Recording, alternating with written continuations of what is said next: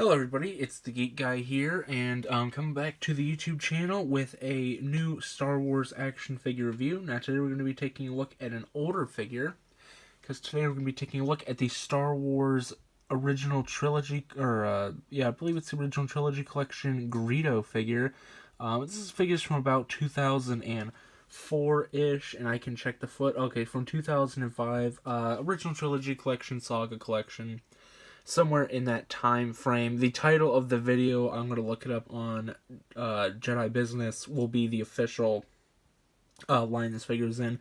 But that's not important so much as the figure itself.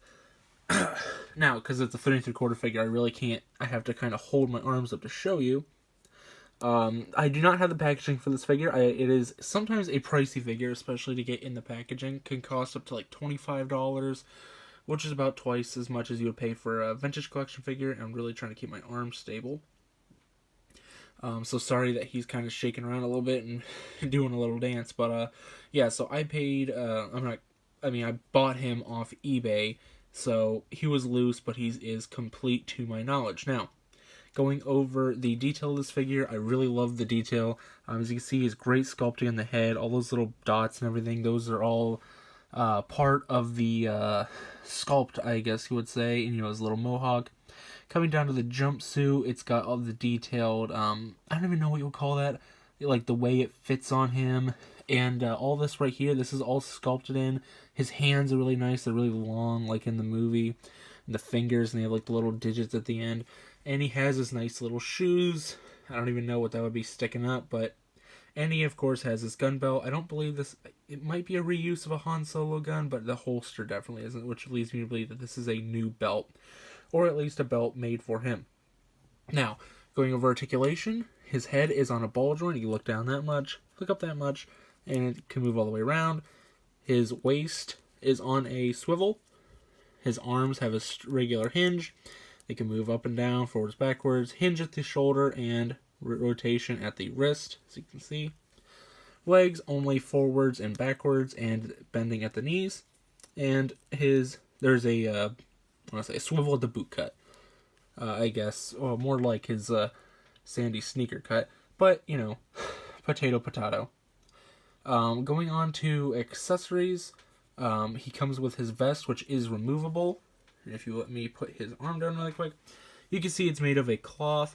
It looks really nice on him. It looks a little bit toyetic if you are a detailed collector. I mean, I'm sure the Black Series probably looks better. Although I actually have not seen that figure in quite a bit. I don't collect Black Series, though. So that's completely removable. It's cloth. You can interchange it if you want. Or you can steal another one off another figure if they're also removable.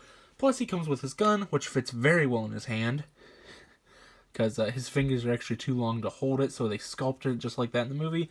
Yeah, and it's not coming out of his hand anytime soon. And I'll take it out of his hand now to show you what it looks like, because it is a very interesting blaster design. So, the closest I can think of is it looks like a Jango Fett blaster, or perhaps a Padme Amidala blaster. I believe she had something very similar to this, but you can see it's got like a hollow grip. And then the trigger is less like the Stormtrooper blasters, the Han Solo blasters, and it's more like a, I guess, maybe more like a paintball gun or something like that. I guess that would depend on the paintball gun anyway. Additionally, with the figure, one of his main features is that he comes with a holster on the gun belt, as I've previously shown. And let me get that into it. His gun fits very snugly in the holster. However, it is sort of a pain to take out. The little barrel, the muzzle brake on the end, or whatever you want to call it, on the very end wants to catch on it a lot, so you're gonna have to kind of push it through, which, for it being a small piece of plastic, I know Hasbro does a good job with quality and all that, but there's still a chance it could break, so just be wary of that. So this is the figure all together. Now, he is kind of bow-legged. He has like a Western dual stance almost, which I don't really know. We didn't really see Greedo just standing still, so this looks fine enough. And that's pretty much going to be all I can talk about. I really do love this figure. It is, in my opinion, the best Greedo you can get, besides the Kenner one. If you're a Kenner collector, obviously you're going to go after the 78 Kenner one, but if you're a modern collector, this is the best Greedo you can currently get. I would love to see Hasbro update this. I mean, I'm pretty sure this is pretty much vintage collection ready. This has pretty much all the joints of the Let me think. I know the new Lando in his Jabba's Palace disguise pretty much got the same articulation, and it's got all the detail you could want. Maybe if they were to redo it, add some ball joints, maybe make the vest look a little bit more like the one from the movie rather than like this nice. It's a nice cloth, but it doesn't really look like the one from the movie. It is kind of uh, sticks out on the action figure because the action figure is very rugged and detailed, whereas this looks like Woody from Toy Story, kind of. So anyway, guys, that's pretty much going to wrap up this review. I wanted to stick with a short one for my very first one back, just so I could also give me a little bit of time to talk to you guys. So between the technology problems that I had, basically, I record and store all of my videos off of my phone, and my phone broke, and I lost all of my stuff.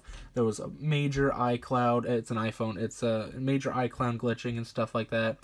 It was a real mess. So unfortunately, I lost the Mechagodzilla review. So if you check my Twitter, I will hopefully re-record that. I gotta dig out the packaging for it. So I have some other Bandai figures to do, because those seem to be like well liked. I think right next I'm sorry, I'm looking over my studio. I have a Bandai Ghidorah to do, the Walmart exclusive 2004-ish. I think it was a Final Wars King Ghidorah, from the Bandai Movie Monsters line. So that will probably be next. So I thank you guys for your patience in this time between the technology, and also I was really sick a couple, like a month and a half ago. So before anything in the current news happened, which we will not be talking about on this channel because I want this to be a break from that. But anyway, guys, yeah, like I said, thank you for your patience and your understanding, and hopefully you'll be getting more of these videos out. So if you did like this video, and if you like this figure, leave a like, leave a comment. If you want to see more like this, subscribe and check out my channel. Follow me on Twitter and Instagram, and I will be seeing you guys in the next video. Bye-bye.